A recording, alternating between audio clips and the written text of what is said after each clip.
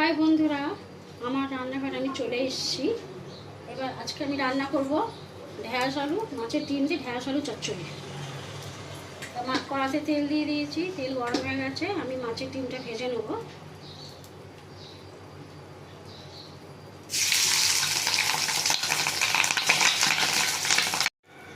মাছের ডিম ভাজা হয়ে গেছে, এবার আমি তুলে নেব। কড়াতে তেল দিয়ে দিয়েছি, তেল গরম হয়ে গেছে। শুকনো লঙ্কা, 5 ফোড়ন দিয়ে দেবো।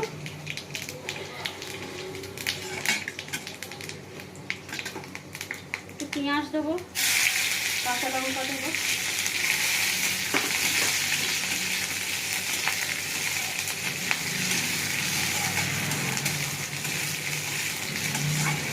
কেটে রাখা ঢেঁড়স আলু দিয়ে দেবো।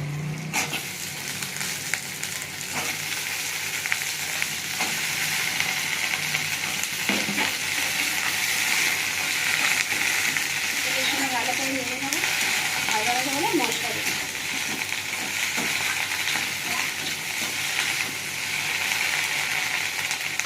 ঢাকা দেবো। এবার আমি ঢাকাটা খুলবো। আমার ঢেঁড়স আলু হালকা ভাজা ভাজা হয়ে গেছে। এবার আমি টমেটো কাটাতে দেবো, টমেটো আর একটু মশলা দেবো।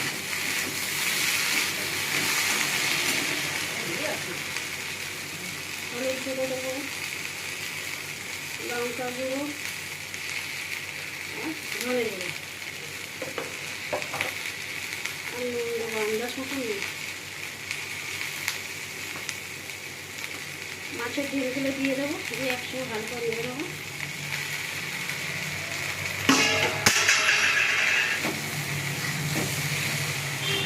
মাছের সঙ্গে ভালো করে নেড়ে নেবো।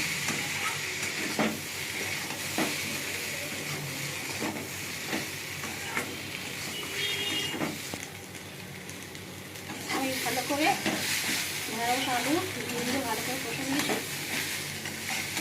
এবার আমি জল দেবো।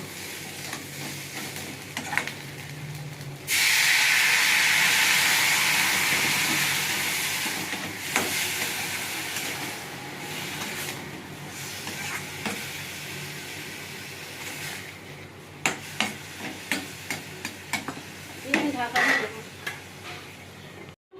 এবার আমি ঢাকাটা খুলে দেখবো হয়ে গেছে কিনা। আমার ঢেঁড়স আলু চচ্চড়ি হয়ে গেছে। এবার আমি নামিয়ে নেব। মাছের ডিম দিয়ে ঢেঁড়স আলু চচ্চড়ি রেডি।